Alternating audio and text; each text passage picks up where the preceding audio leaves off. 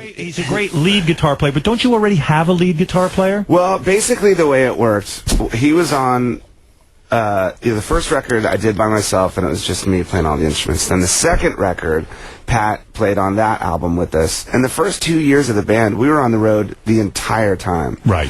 Now, Pat's a little bit older than us, you know. He's Right. he's 50, I guess. Mid-50s now. So when he joined this band, he wasn't like a little kid, you know. Right. And we toured like we were little kids. Right.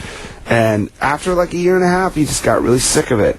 And in his nicest voice, he said, "You guys, I just don't want to be in the band anymore." And we're like, "What?" And I begged him to stay. But who leaves a successful band? I mean, you know how difficult. This is a miracle that you've been in 2 successful bands, Nirvana and Foo Fighters. Yeah. It's a miracle. You know that. Yeah. It's a very difficult business. Why would this guy leave when the money's finally starting to roll in? That's one of the cool things about Pat. He doesn't care. He doesn't give a shit. That's not his guy. He does not care. Don't people like that scare the shit out of you? That Well, he doesn't he's one of care? those guys that, like, whenever I think back then he would get like really close to success, and then he would like sabotage it. You So know? when you bring in Pat Smear to be on the new album, the guy who was the lead guitar player, Chris, what did he think of that? You know, I mean, honestly, he wasn't really too stoked about it. And how do you say that to him? You say, "Hey, listen, Chris, you're not good enough to be our only lead guitar player." No, I mean, that was the case. it actually, here's how it worked.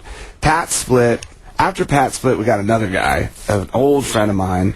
He was in for maybe 8 months. You haven't seen the movie yet, You have you? gotta No. see the movie. No. We did All it. these questions would be answered. Yeah. Well, wait a second. You walked up to a guy and said, "Chris, I hate to tell you this, but I'm bringing in another lead guitar player." To Well, the we were doing this acoustic tour, Right. Okay, and we made a record in 2005 that was a double album. So one record was rock, the other record was acoustic stuff. Right. And there was just additional instrumentation. There was like strings, there were vibes, and more like 20 guitar parts, and so we needed to get another. We built this extended band, and we needed another guitar player. And Pat and I have always been friends, Right. So I thought, let's have Pat come back and do it. But why And, couldn't Chris do it? Well, because we needed more guitar players. I mean, Chris would do his part, and I would do my part, and then I would feel awful if I was the lead guitar player. I would feel It like was- it they're was a telling little me I'm not awkward. good enough. It was tense. No, it was a little awkward. I basically said, I just went to each person and said, "What do you think?" And they're like, "Okay, just make sure Chris is cool with it. What do you think?" "Okay, make sure Chris." And then I asked Chris. And he wasn't cool. Well, he was like, "I got to be honest, I feel a little weird." Yeah, like Then how did it happen? Well, because Dave's the boss. It's ultimately up to you. Well, I This mean, is you know, your I band. said, look, let's try. Right. Let's try. You can't. I mean, that's What one of does the try things. mean? In other words, try means don't- like come don't try in. not If being it on this turns track. into like a fist fight or whatever, then Right. maybe it's not a good idea. Is it a drain being the boss of the Foo Fighters? As much as it's great that you write the songs, Kick-ass. it's kick-ass. It's not a drain on you that you have to turn to people and say, "Look, you're out on this solo. I'm taking it away from Chris and I'm giving it to Pat." Well, Yeah, but Pat doesn't play guitar solos. Yeah. That's Doesn't? well, the truth of the matter is, it really works out really good. There is a place for him. Dave's the perfect rhythm guitar player because he's a great drummer, obviously. So he's got this perfect rhythm guitar playing. Chris is like the color. Chris adds the leads, and he's the color on top. And Don't get me wrong, it works. When I heard this stuff on Saturday Night Live, I said, "Wow, this sounds really good." Pat's the dirty, scrappy undertone, true. I mean, he's from the Germs. He's from the original Right, I LA know. punk rock band. So he adds a lot of. He's the gutter. He's Dave- the gutter of the Foo Fighters. Sometimes when you're screaming at the top of your lungs, I get fearful that you're going to lose your voice. Does that You're hurt so your throat? worried about me, Howard. I love it. Your Does it hurt head, your your You're such a voice. good dude. Does it hurt Like, your you're throat? Concerned. I am. These are questions I get all the time. You know, I saw you. much pussy did you get on the road? No, forget the pussy on the road for a second. We'll get to that. But do you blow out your throat when Absolutely. you do? And you don't give any thought to like, wow, I want my voice to last for the next 20 years. You know, I'm a little more in the moment with that kind of stuff. Like, I should take care of my voice better. I should take care of my ears better. But to me, you know, I'll know when it's time to stop. I'll know when rock it's and roll. time But to you see, just you think, cool it. oh, I'll be in my 50s, it'll be time to stop. But you might be 50 going, you know what, I'd like to go play a tribute to Paul McCartney, or I'd like to play a tribute to someone, and then your voice will be gone. I hope that before that happens, I'll figure it out. Right now, I'm still doing okay. I mean, for years, like, it's been the same thing ever since. I try, dude. You do. This is an issue. What do you do? What do you say? Before we went on to Saturday Night Live, because I sang the backgrounds, and I'm having my little throat coat tea, and I'm like, well, Cindy, come on. And he's sitting there drinking his Bud Light. He was like, no, get out of here. You are a lot of fun. You are a lot of fun, Taylor, to watch when I see the group perform. It's very dynamic between you and Dave. People don't realize how much singing you actually do behind Dave. You actually sit there and harmonize them while you play the drums, and you apparently need to wear shorts when you play. Why is that? You can't wear pants? Because I grew up, I'm from Laguna Beach. I grew up, on the beach, basically, and I always played in surf trunks. And I still just wear surf trunks every day anyways. No underpants, just the surf trunks? No, and your balls are hanging all over. Free flowing, dude. Wow, that's awesome. Yeah. So, Dave, I don't understand something about you. I don't understand how you became this great guitar player. You were in Nirvana, you were the drummer. Yeah. And then all of a sudden now you're this front man with a guitar. And I don't understand how you made that transition. Did you take up the guitar after? No. Guitar was my first instrument. Well, Pat's got a great story about that. He said that him and Kurt were walking backstage at a Nirvana show or whatever, and you were sitting in a dressing room, like playing the guitar or something like that, and then Kurt and Pat were walking by, and they listened to Dave playing guitar, and like, we're not even the best guitar players in the band. I mean, I started playing drums because the drummer in the band that I was in as a kid just wasn't really that great. Did you start? So now let me do that. Were you a musical prodigy? Were you a kid who, like 10 years old, could play every instrument, something like that? I get that feeling. No, but I could figure stuff out. Like I could hear a song and I would know, I could see it how to play it in my mind, and then I would just be able to. Did you take formal lessons? Did your parents get you piano lessons or guitar lessons? No, but both of my parents were musical, so I think that, like, my father was a classically trained flautist, and he's got like pitch and a great ear. So your father, playing the flute, didn't say to you, son, I want you to have music lessons. I want you to learn how to read music. You don't know how to read music. No. You do this all by ear. Yeah. And so when you're growing up and you're in bands, your parents are probably encouraging you to do this because they understood the world of music. Well, the bands that I was in when I was a teenager were like crazy hardcore punk rock bands. Like I practically worshiped the devil when I was a teenager. Were you a bad student? Absolutely. Terrible. Totally. Didn't graduate high school. No, I dropped out. I dropped out to go on the road when I was 17. But you're from a musical family. Yeah. And so, and also probably a middle-class family, right? Yeah, lower-class family. Were they kind of disgusted with you and like, wow, aren't you going to go to college? Well, my dad, my father is, he's more conservative, right? So we lived in D.C. and he was kind of like a Capitol Hill guy. He was a speechwriter, and he was a campaign manager, and he was a journalist, and super intellectual. My mother was a high school English teacher for 35 years, so she was more liberal, but equally brilliant. And you tell a high school English teacher you're going to drop out of school? Yeah. And what do they say? No way. Just get a job, and you better be good at music. You're kidding me. No. You mean you said, look, I've got the music in me. There's no question about it. She knew.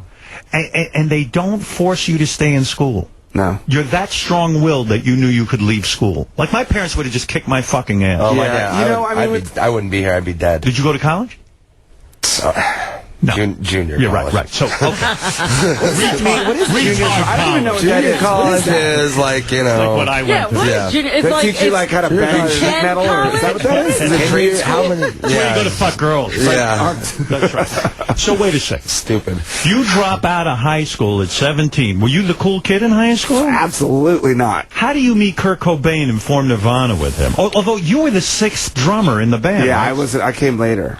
Why did they go through 5 other drummers before they came to find you? They were a funny band, I think they hadn't really found the right drummer yet. And the way Kurt wrote songs, he wrote these really, really simple songs. And he's a great lyricist, but his objective was really like make the song as catchy and memorable and simple as possible. Did he allow you any feedback in the writing process? I mean, here you are, a great songwriter. We wouldn't even talk about it. We would just go in the room and he'd start playing something and we'd just play along, and then it would become a song. We wouldn't say like, that chorus needs to be twice as long. And in a different You wouldn't question him. So he was the leader of that band. The idea was not even to talk about music, to keep it as pure as possible. Did it frustrate you that Kurt Cobain had that much? I mean, here you are. You're a bit of a control freak. You have all of these songs inside of you.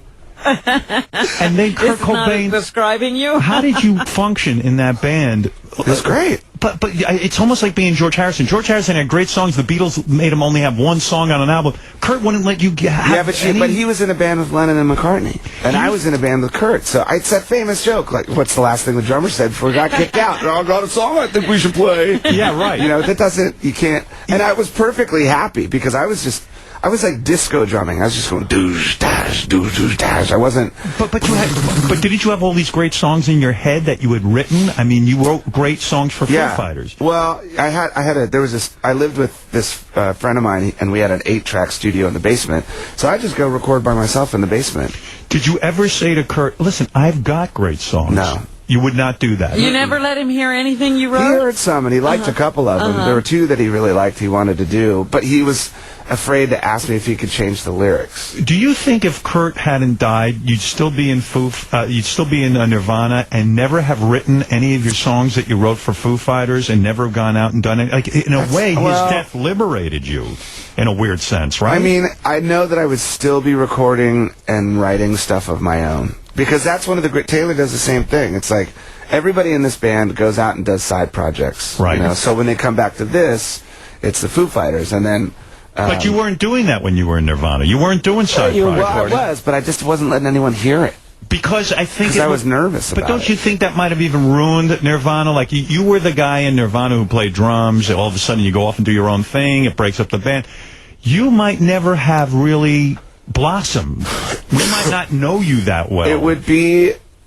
If things had been different, things would be different, for sure. When he killed himself, were you immediately in a depression, or did you see it? You were. Yeah. And did you say to yourself, that's it, it's the end of my career, Yes. I'm never going to go anywhere? Yep. Did you sit and meet with Chris, the other guy in Nirvana, and say, should we form a band together? I always thought it was, no, because that would have been weird. Yep. You 2 guys with some new It was frontman. way too heavy. We've never talked about that, ever. It's been 20 years. We still haven't talked about it. So when Kurt dies, what's your game plan? Or you don't have one? You start to drift? Yeah, I just, you know... I mean, Who tells you your lead singer's gone? I mean, how do you find that out? I don't even remember who told me. I remember the day, but I don't remember who... I think maybe it was on the news or something weird. I don't know. I don't remember. Like exactly. the news... Like you didn't get a call, you just heard it. I think it happened, and then it just all happened, like, and the phone's off the hook, and... People are calling this and that. Yeah. And what do you do that day? You just go into shock. I mean, do you Everybody got together. Everybody went over to Chris Novoselic's house and, you know... hung out. Hung out. Because you were there comforting one another. Yep. And no one says to each other, what are we going to do now? But it's got to be in your mind. At some point, it hits you like, what am I doing with the rest of my life? It was just such a weird time. And we were kids, you know. I was like 25 years old or something like that. Yeah. So it was strange. And I couldn't listen to music. I couldn't listen to Nirvana. I couldn't listen. I'd turn on the radio and I'd hear, like, all by myself. I start crying. You know, like, it was terrible. Did you go into therapy after that? Yeah. You did? You know, I was in therapy before that for my first marriage. So I was married to someone who was like, we should go. The idea was that the 2 of us go to different therapists, and then we all get together at some point. How much therapy can you go through? I mean, that's a lot of therapy, right? You know. So fortunately, you were able to go to therapy and through that and talk to someone about it. Yeah, it was good. And what was the thrust of that? Like, what should I do with the rest of my life? I mean, once you come off the initial shock. Well, I mean, you know, You almost joined Tom Petty. Yeah. What'd you do? Well, I played with Tom Petty on Saturday Night Live. Right. That was really the first thing I did. I mean, the first thing I did, I started getting calls asking if I wanted to play drums with other bands. I'm like, no, man, I don't want to play. I don't even know if I ever want to play drums again. Not after you played drums for Nirvana. It would have been sort of weird. Yeah, and I mean, just sitting down at a drum set reminded me of Kurt. It reminded me of Nirvana, and it was just sad. So, was it all good with Kurt? I mean, were you on good terms? Things got weird towards the end. So did that make you feel even weirder about his death because things got so weird? Were you sort of estranged? Yeah, I mean, everybody sort of was, I think, at that point. It had sort of split off, and it just got really weird. I didn't know that. Yeah, well, I mean, I don't know if anybody really does, but it had gotten to the point where... he wasn't talking to you? Well, they were just... You know, I don't do drugs. Right. I haven't done drugs since I was a kid. Right. 20 years old, I think, is when I stopped. And so, you know, there were drugs around. And there was, like, the people who did the drugs, and then there were people that didn't do the drugs. And I didn't do the drugs. And so I was just out of that world, you know. And if you're in it, you're in it.